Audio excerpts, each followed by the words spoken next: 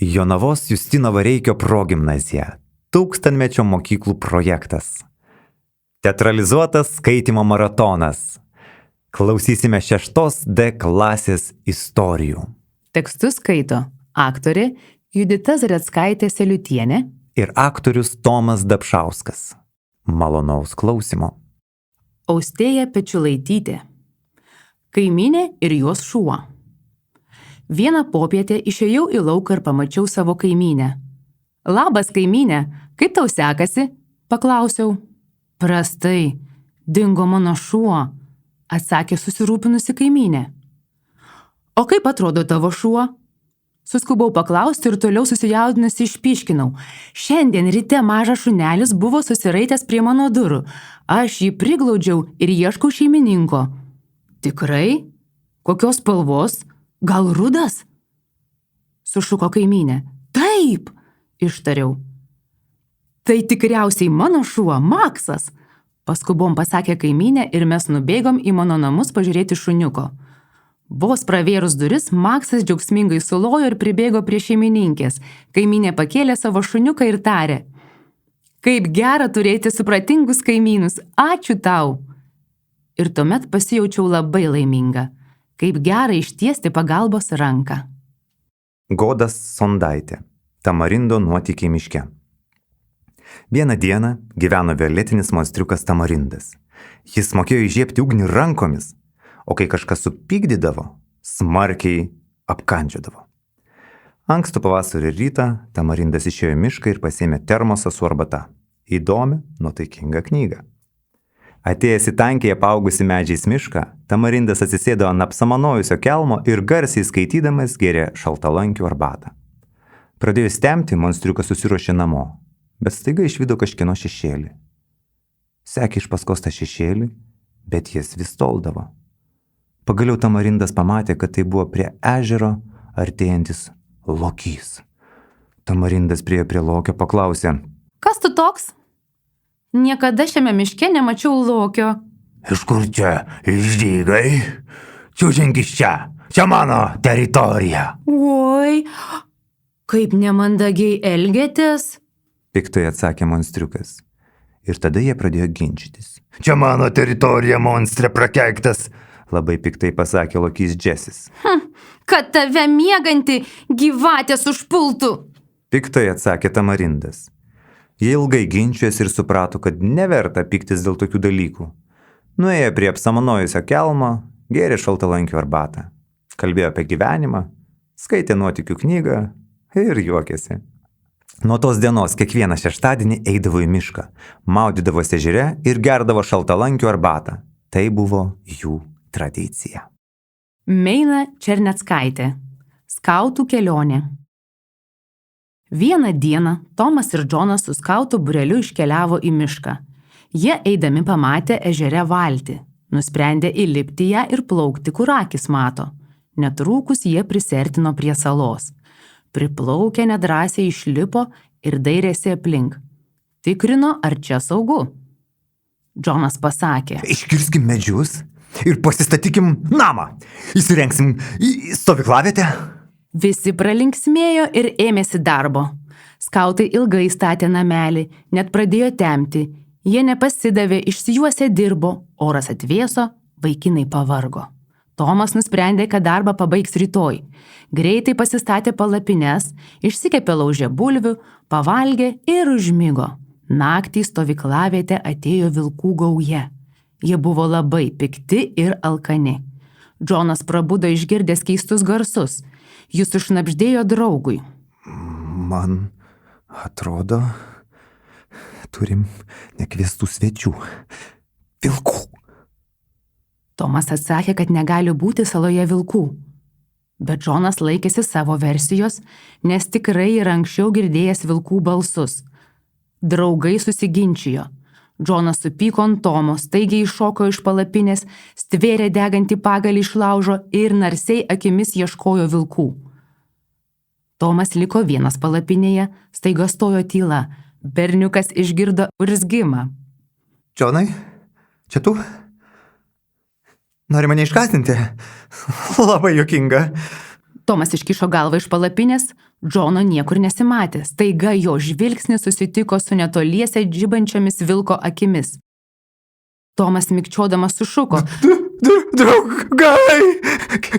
Kalkitės greičiau! Mus puola vilkai! Vaikinai atbėgo su lasdomis. Tomas pradėjo šaukti Džoną. Vilkai išsiskirstė, todėl skautai, kad ir kaip bijojo, nusprendė ieškoti dingusio draugo. Jie ėjo gilyn į mišką.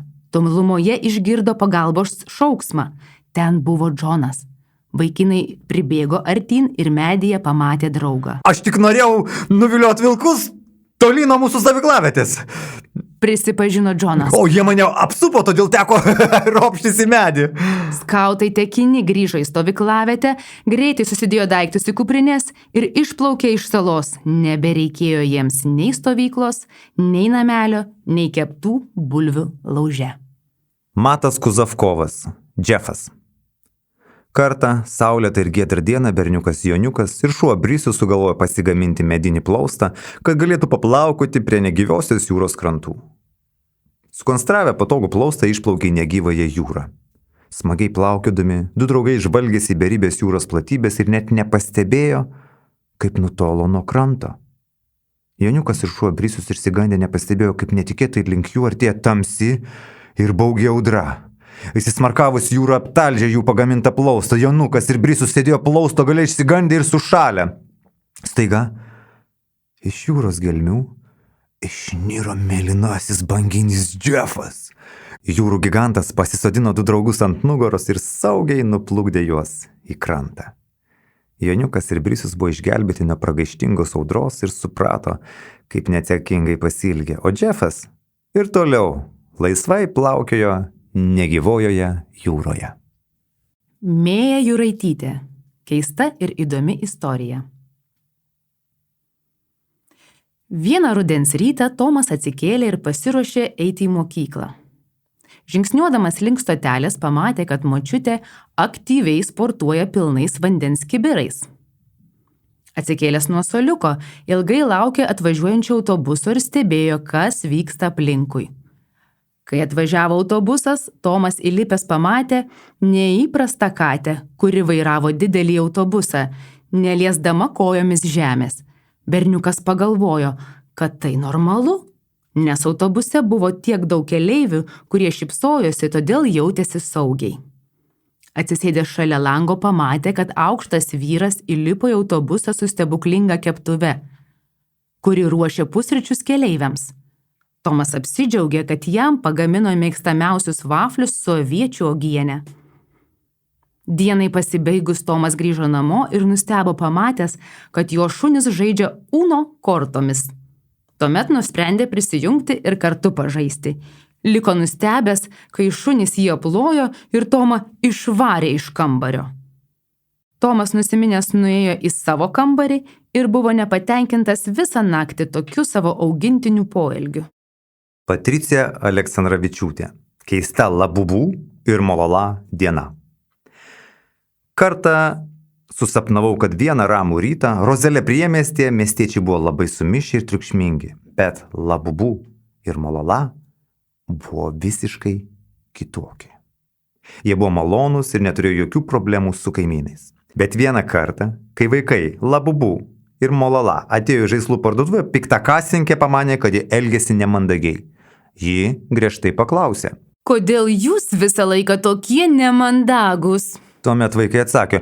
Mes tiesiog bandėme jums pasakyti, kad šiandien yra nuostabi diena. Tada kasininkė suprato, kad jie iš tikrųjų bandė pasakyti, kokia nuostabi diena. Tačiau ji buvo pernelyg suirzusi ir neįpratusi, kad vaikai taip elgtųsi. Apmąsčiusi ji nuoširdžiai pasakė. Atsiprašau. Tiesiog pripratau, kad žmonės dažnai būna pikti, suirzę ir nemandagus. Labubų ir Molala mandagiai atsakė. Dažniausiai žmonės vienas kito nesupranta. Nes galvoja apie kitą susidarę išankstinę nuomonę. Po apsipirkimo jie nuvyko į miesto Rozelė parką, kur buvo daug gražių gėlių ir paukščių. Sutiko į žolius miesto chuliganus, kurie tiesiog išrėžė. Kodėl jūs tokie keisti, tas keistas jūsų elgesys, ar nenorėtumėt būti kaip mes, a? Labubų ir Molala buvo vis dar malonus Ir nieko neatsakė. Grįžę namo valgė ledus ir žaidė su šunimi Čikiu. Atsikėlus iš ryto pagalvojau, koks keistas buvo sapnas. Pasistengsiu šiandien būti mandagi ir elgsiuosi tinkamai, kad neįskaudinčiau kitų žmonių. Martyna Dirsė. 4 bebrės. Kartą gyveno 4 bebrės, kurios mėgdavo kartu leisti laiką ir pramogauti. Jų vardai – Martyna, Danielė, Milana ir Goda. Kiekvieną dieną jos susitikdavo kieme 18 valandą. Martyna dažniausiai vėluodavo ir ateidavo 18:30. Susitikusios draugės eidavo į kavinę ir pirkdavo mėgstamiausią ličių limonadą. Kartą nuėjusios į žaidimo aikštelę išvydo 4 bebrus. Goda nustebo ir smalsiai apžiūrinėjo. O iš kur čia bebrai? Manau, kad žinau, atsakė Martyna. Ką tu žinai? Ir iš kur žinai? Danielė nesuprato. Įdomu, nes aš atsakymo nežinau. Milana taip pat susimastė. Martyna juokdamasi atsakė. Manau, jei yra 4 bebrai, o mes irgi esame 4, galime su jais susidraugauti. Bebrai nekantriai laukė, kol jos svarstė apie jų atsiradimą, tad pasiūlė. Ar norėtumėt pasivaikščioti po mišką? Ar sutinkam su bebrų pasiūlymu? Paklausė Martyna. Gal pabandome, būtų įdomu sužinoti, kaip jie gyvena miške. Milana atsidūso. Pasitikėdami bebrai sušuko. Eikit paskui mus ir apsilankysime, mūsų namus aplankysime. Taip. Priėję miško pelkę pamatė jų pastatytą namą ir užėjo vidun. Kaip gražu ir jauku jūsų namuose, pasakė ir nusišypsojo Goda. Gal norėtumėt atsigerti ličių limonado? Paklausė bebras. Gerai, sutiko draugės. Visą vakarą draugės ir bebrai žavėjosi saulėlydžiu, kalbėjo ir ragavo ličių limonadą. Majus Čekanavičius, matematikos mokytojos konsultacija. Vieną dieną susirūpinęs atėjau į mokyklą ir matematikos mokytoja iškart priėjus prie manęs griežtai paklausė. Kada atliksi namų darbus? Išsigandau, pamatęs, kad jos rankose net 4 knygos po 1000 puslapių. Mokytoja supykusi sako. Majukai, jeigu neatliksi namų darbų, konsultacijos truks 3 valandas. Mokslo šaknys karčios, bet vaisiai saldus. Pradėjau panikuoti ir greit galvoti, ar pavyks laiku atlikti. Skubėjau namo ir jaučiau ne tik knygų svorį, bet ir galvojau apie užduočių kiekį. Spėjau išspręsti tik pusę knygos užduočių ir ruošiausi eiti į matematikos konsultaciją. Priėjęs prie durų, nedrąsiai jas atidariau ir pamačiau nustebusią mokytoją, kuri paklausė.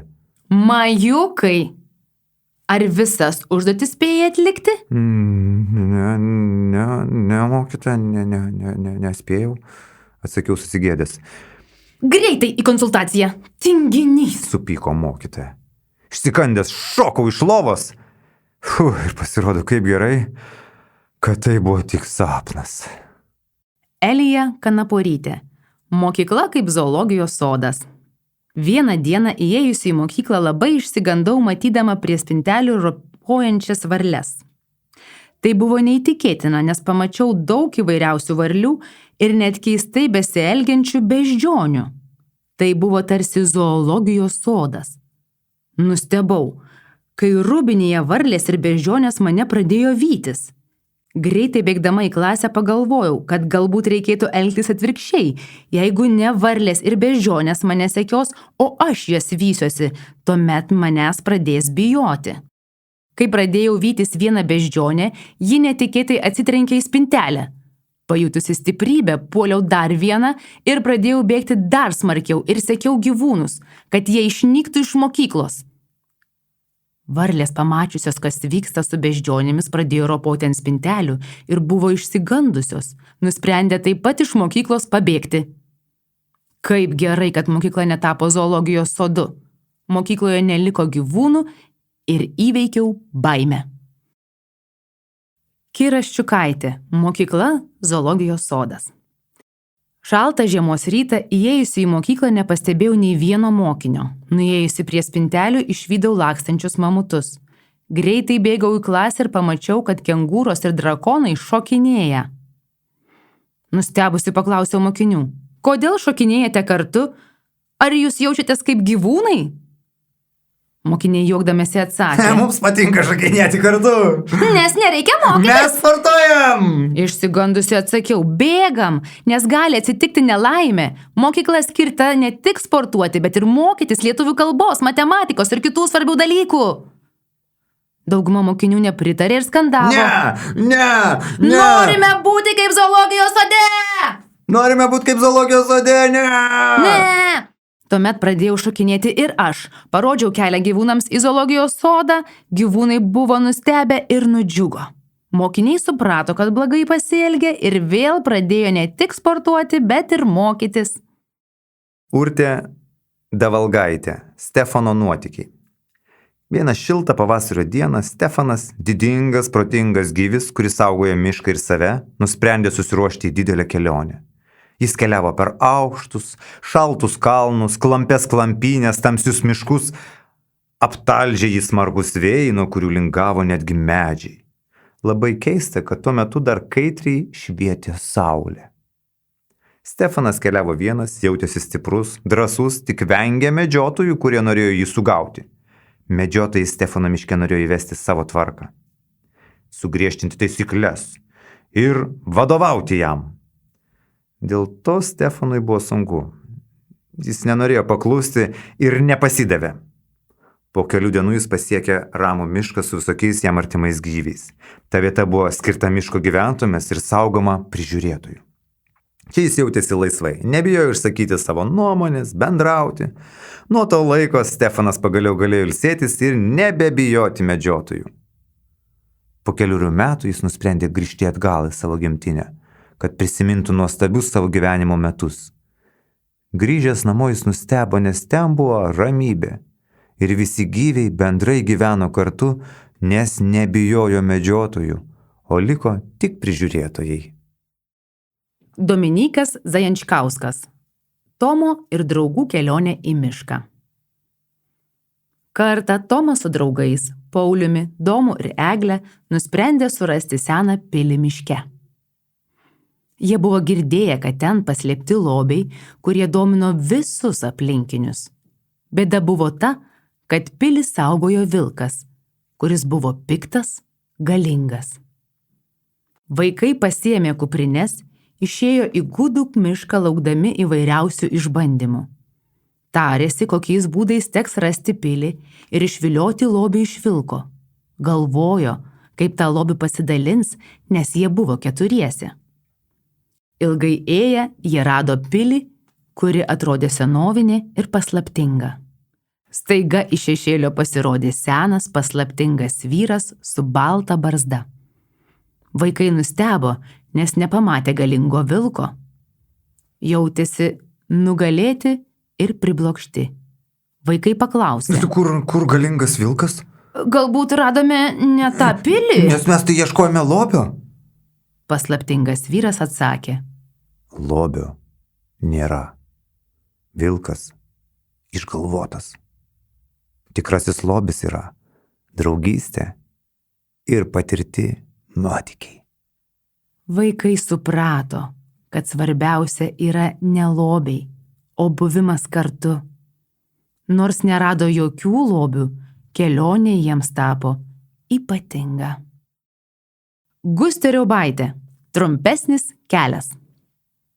Vieną dieną nusprendžiau pasivaikščioti miške, nes norėjau pabūti viena. Eidama prisiminiau, kad reikia grįžti atgal, nes jau greit bus pietus. Pasiklydau. Deja, telefoną palikau namie, todėl nuliūdau, apsiverkiau ir bandžiau rasti kelią. Eidama sutikau nepažįstamą mergaitę, kuri paklausė, kas atsitiko? Gal galiu tau kuo padėti? Aš esu Mija.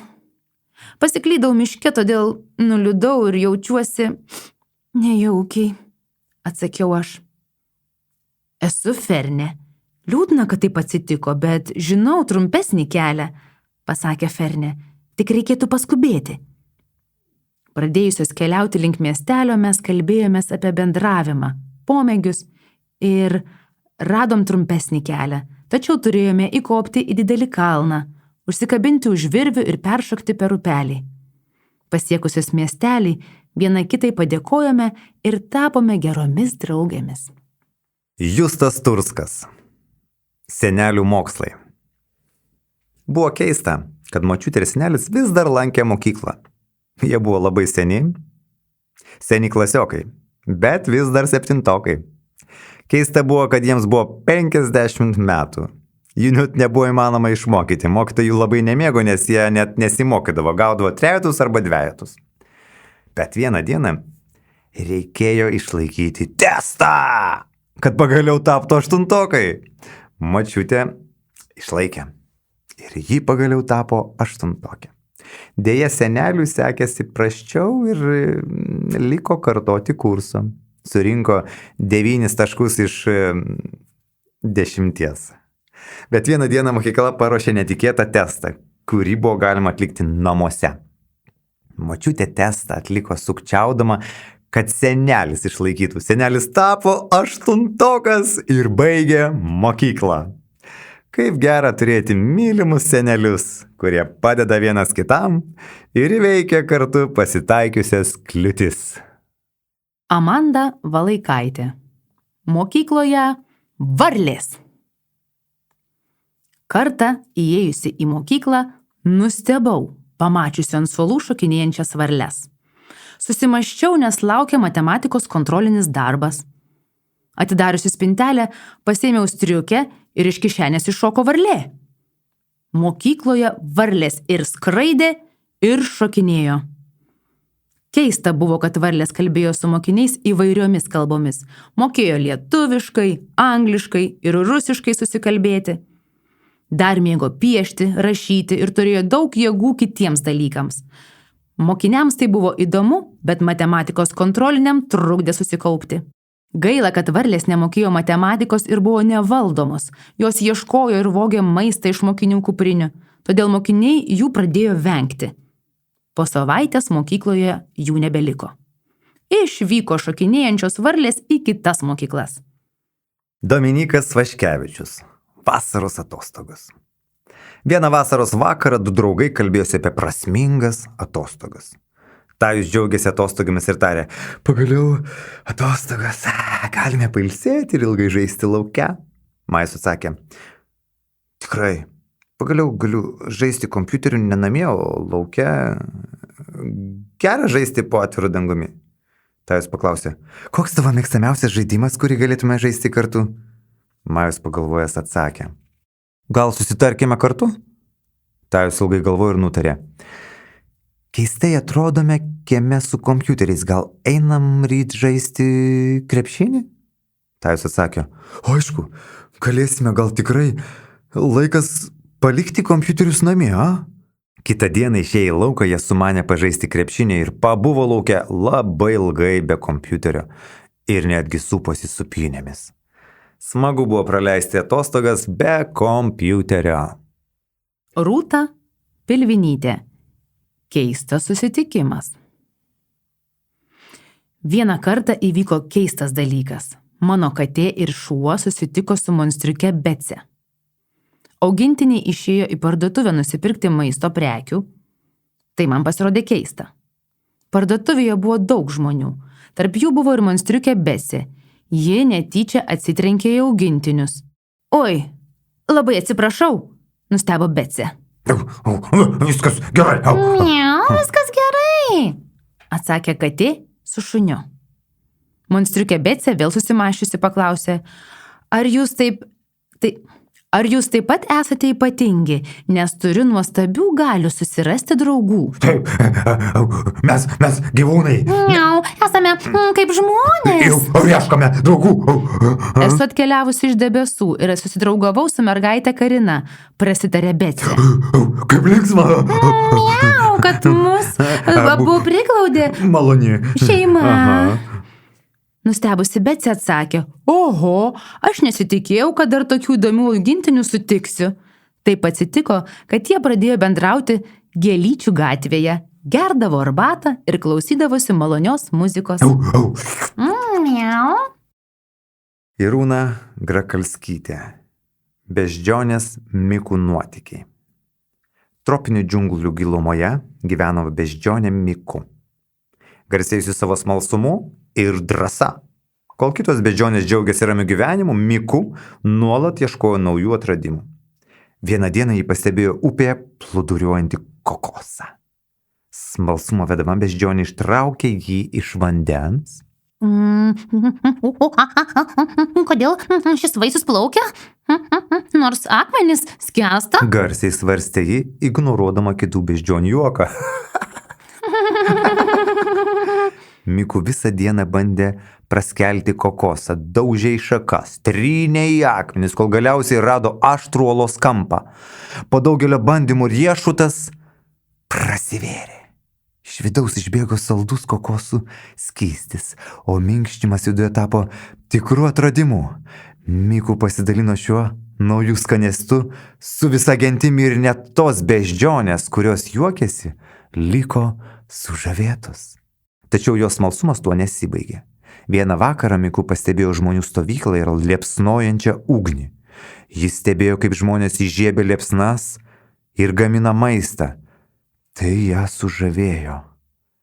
Po kelių dienų ji rado apleistą stovyklavietę ir išdrįso pabandyti pati įžiebti ugnį.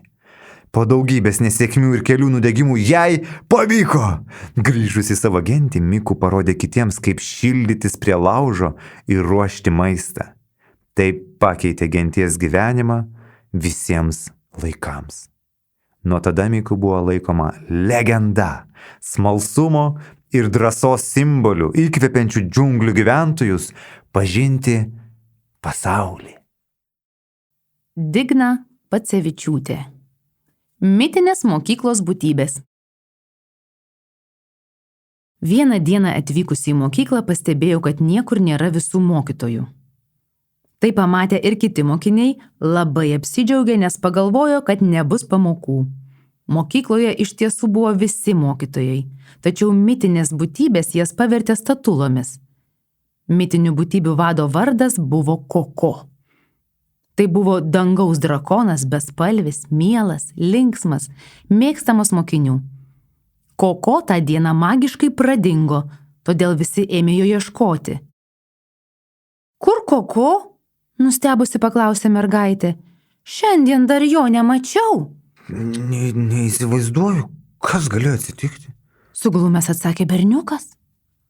Taip niekas tą dieną ir nerado Koko, nes jis buvo pasislėpęs.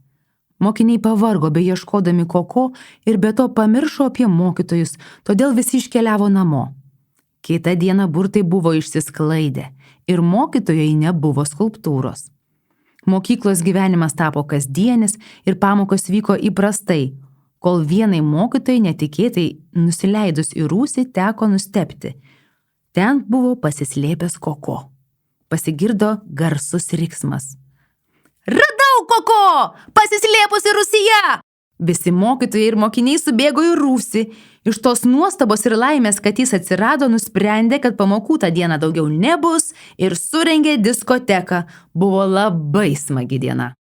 Gabija Kamandulytė. Nežinoma sala. Kartą gyveno maža mergaitė vardu Elzė. Jos šeima nusprendė plaukti laivu į Kretos salą. Buvo saulėta, graži diena, tačiau po kelių valandų prasidėjo gana didelė audra. Laivas sudužo ir Elzė atsidūrė nežinomoje saloje, kurioje ji turėjo vienintelę draugę – papūgą. Elzė užaugo ir išmoko statyti namus, užkurti laužą ir pasigaminti maistą, tačiau ji jautėsi vieniša. Kartą mergaitė paklausė papūgos. Kaip tu manai, ar manęs kas nors pasiges ir čia suras? Labai pasiilgau namų ir šeimos. Negaliu atsakyti, bet galiu paguosti, nes esu šalia. Maloniai atsakė papūga. Atsikėlusi kitą rytą Elzė rado žemėlapį, kuriame rado negyvenamą salą. Nusibraižė planą, kaip pasiekti namus, tačiau jo neprireikė, nes po kelių dienų ji pamatė danguje skraidantį lėktuvą. Mergaitė pradėjo mojuoti rankomis, kad ją pamatytų. Lėktuvo pilotas pamatė mergaitę ir ją išgelbėjo. Elzė džiaugiasi, kad grįžo sėkmingai namo, buvo labai pasiilgusi savo šeimos. Danielė Leonavičiūtė, burundukė Martyna. Kartą gyveno tamsaplaukė burundukė Martyna, kuri turėjo tik 8 dantukus ir jai labai patiko kandžiotis. Ji buvo puikiai dainininkė, šokėja ir turėjo daug draugų. Martynos pati geriausia draugė buvo Daniela, bet ji gyvena Palangoje. Burundukė labai liūdėdavo kiekvieną dieną, nes buvo pasiilgusi Danielos. Vieną dieną ji paskambino Danielai ir pasakė, jog atkeliaus į svečius. Kadangi ji neturėjo pinigėlių kelioniai, sugalvojo nuplaukti valtele iki pat Palangos. Plaukė ji 2 dienas be poilsio. Galų gale taip pavargo, kad nualpo ir iškrito iš valtelės. Ačiū Dievui, ji buvo labai lengva, tad neskendo, o tiesiog plūduriavo.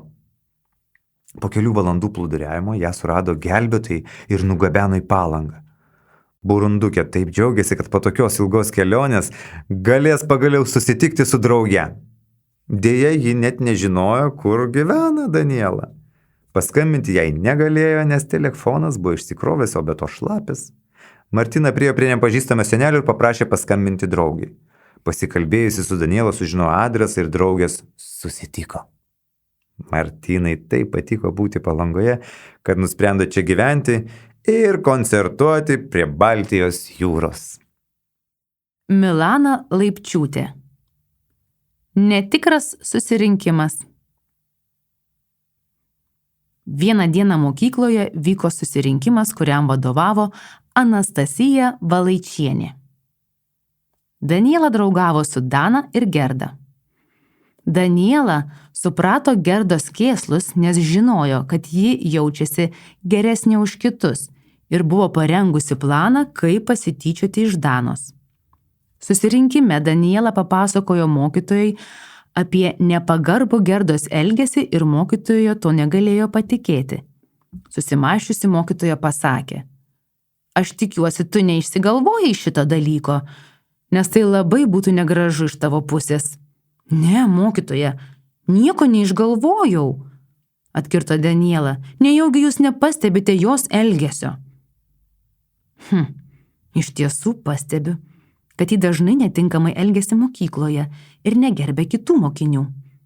Šią problemą pastebiu ir bandysiu išsiaiškinti. Kitą dieną Gerda buvo pakviesta pasikalbėti su socialine pedagoge. "Labą dieną," nusiminusi pasisveikino Gerda. "Labas," atsakė socialinė pedagogė Vitalija. "Girdėjau, tu tyčiojasi ir negražiai elgiesi su mokiniais."